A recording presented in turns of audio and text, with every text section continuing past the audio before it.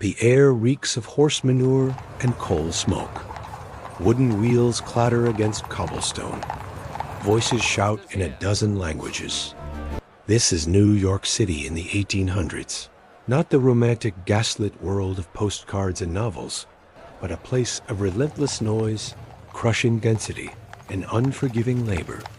A city growing faster than it can house its people. Faster than it can feed them, faster than it can bury them.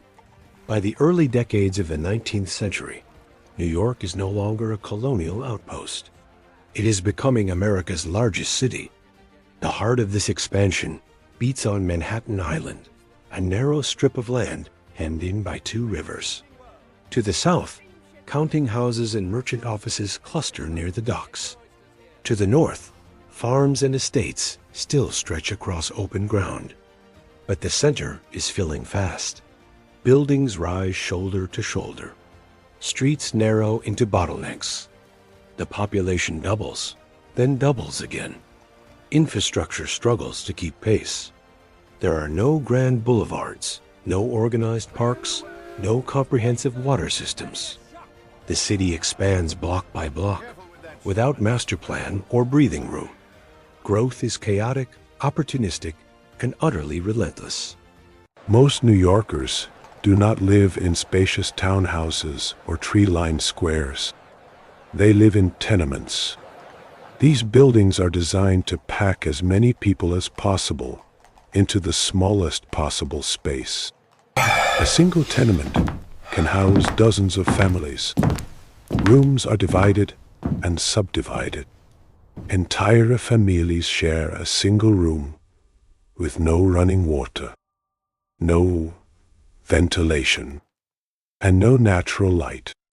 Windows, if they exist, often open onto narrow air shafts that carry only the smell of garbage and human waste. Privacy is a luxury almost no one can afford. Children sleep beside their parents. Boarders rent corner spaces or share beds in shifts with night workers. The walls are thin. Every argument, every cough, every cry echoes through the building. In summer, the heat is suffocating. In winter, stoves burn coal or wood, filling rooms with smoke. Fires are common. Entire buildings can be consumed in minutes. Yet rent is high, and wages are low. Families stay because there is nowhere else to go. Outside, the streets are the true public space of the city. They are crowded from dawn until well after dark. Peddlers push carts loaded with vegetables, fish, racks, coal. Street vendors shout their prices.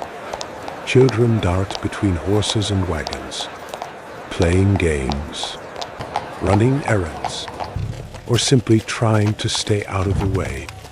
The pavement, where it exists, is uneven and cracked. In many neighborhoods, there is no pavement at all, only packed dirt that turns to mud when it rains. Horse-drawn carriages compete for space with handcarts, livestock, and pedestrians. The smell is constant. Manure piles up in the streets. Dead animals are left where they fall.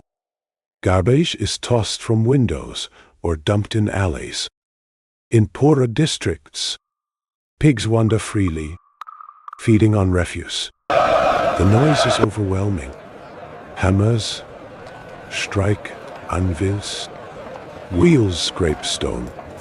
Voices bargain and argue in German, Irish, Italian, Yiddish. The streets are a marketplace, a playground, a thoroughfare, and a dumping ground, all at once. Work is the engine that drives the city, and nearly everyone works.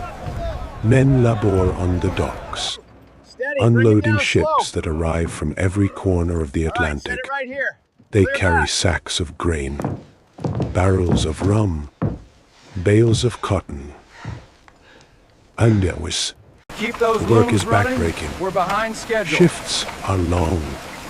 Pay is uncertain. Injuries are common and rarely compensated. Others work in factories that spring up along the East River and in lower Manhattan. Textile mills, iron foundries, tobacco processors. The machinery is loud and dangerous. There are no safety regulations. Fingers are lost.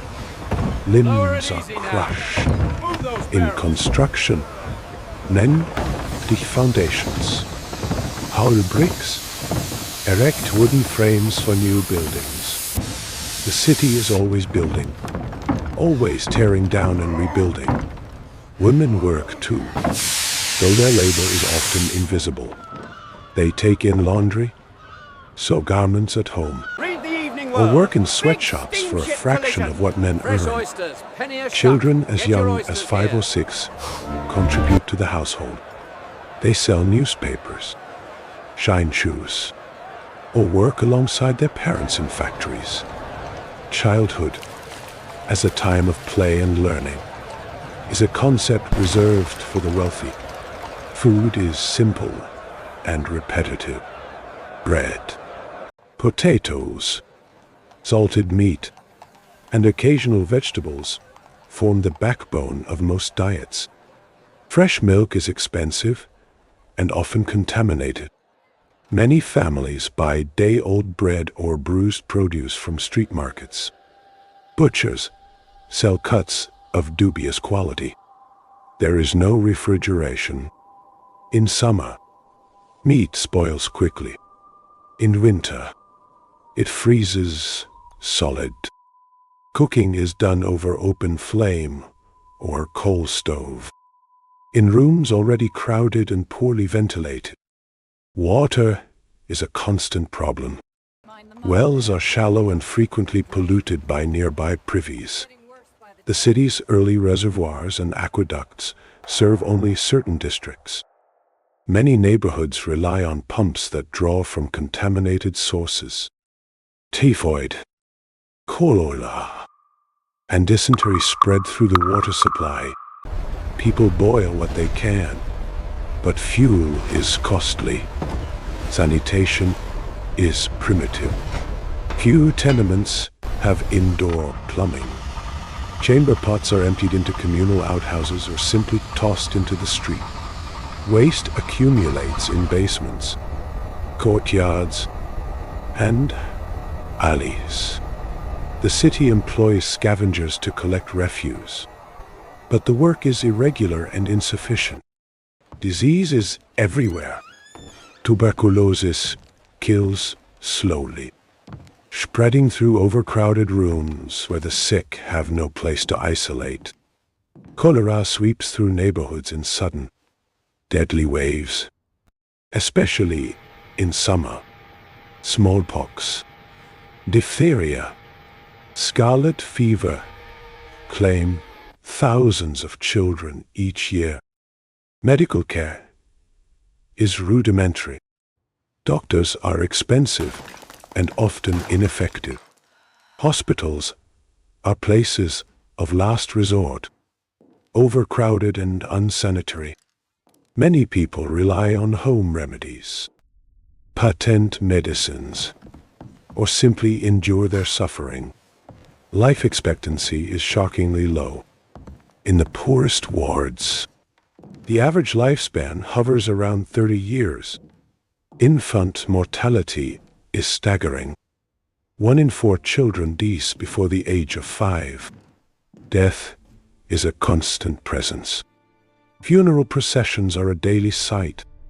Cemeteries fill quickly. The city runs out of space to bury its dead. In the middle of the century, the city makes an unusual decision. It sets aside a vast rectangle of land in the center of Manhattan, land that could be sold and developed, and turns it into a park. Central Park is designed as a refuge from the chaos of urban life. Winding paths, open meadows, carefully planted trees. It is an ambitious project, requiring years of labor. Thousands of workers move earth, plant saplings, build bridges and pathways. When it opens, it becomes a destination for those who can afford the time and carriage fare to reach it. For the wealthy, it is a place to promenade, to see and be seen. For the poor, crammed into tenements miles to the south, it is largely inaccessible. The contrast is stark. While some stroll through manicured landscapes, others live in neighborhoods without a single tree. Near the southern tip of Manhattan, City Hall rises as a symbol of order and governance. The building is modest by later standards, but it represents the growing administrative apparatus needed to manage a city of hundreds of thousands. Laws are passed to regulate markets, control construction, and impose fines for sanitation violations. Enforcement is inconsistent. Corruption is widespread.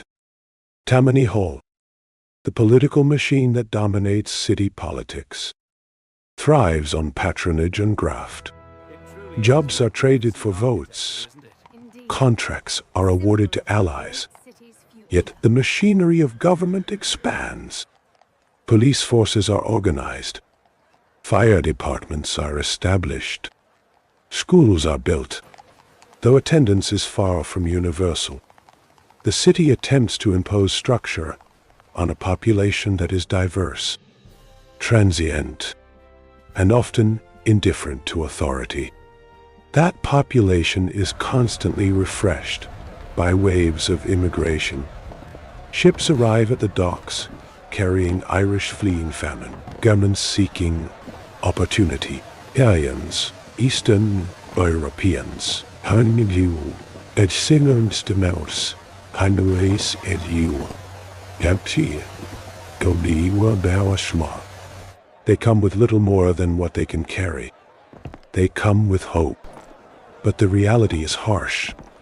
Most find work as laborers, servants, or factory hands. They settle in ethnic enclaves where their language is spoken and their customs are preserved. But tension is constant. Competition for jobs breeds resentment. Nativist movements rise, blaming newcomers for crime, disease, and disorder. Riots break out. Churches are burned, yet the immigrants keep coming. They transform the city, adding layers of culture, cuisine, and conflict. New York becomes a patchwork of neighborhoods, each with its own character, each struggling for space and survival. By the 1880s, a monumental structure begins to take shape over the East River. The Brooklyn Bridge is an engineering marvel, a suspension bridge unlike anything built before. Its construction is dangerous. Workers descend into caissons deep below the riverbed, where pressure sickness cripples and kills. The project takes more than a decade. When it finally opens, it is more than a bridge. It is a symbol. It connects Manhattan to Brooklyn, transforming the latter from a separate city into an extension of New York. It represents ambition, ingenuity, and the belief that obstacles, no matter how daunting, can be overcome. It also marks a turning point. The city of the 1800s, chaotic and unplanned, is beginning its transformation into the metropolis of the 20th century. Looking back across the 19th century, New York appears as a place of extremes, magnificent and squalid, enterprising and exploitative. A city where fortunes are made and lives are ground down. The skyline shifts. Buildings rise higher. The population swells. The streets grow busier. Dirtier, more complex, yet beneath the change, certain patterns remain. The relentless pursuit of opportunity, the friction of cultures, the struggle to impose order on chaos. The New York of the 1800s is not a finished story. It is a foundation, layered over and built upon, but never entirely erased. The city that emerges into the modern era carries the weight of that century in its bones. And so the 19th century closes on a city transformed. Transformed beyond recognition from the small port it once was. The immigrants who arrived with nothing built the bridges, the buildings, the very bones of modern New York. The children who worked in factories became the grandparents of a new generation. The streets that reeked of waste would one day pulse with electric light. Every subway tunnel, every skyscraper, every neighborhood carries within it the echo of those who survived the tenements, who endured the disease, who refused to be broken by the relentless machinery of progress. They did not live to see the city they were building, but without their struggle, their sacrifice, their stubborn determination to carve out a life in the most unforgiving of places, there would be no New York as we know it. The city of the 1800s is gone, but it is not forgotten. It lives on in every corner, every street name, every stone, a testament to what human beings can endure and what they can create when survival demands nothing less than everything.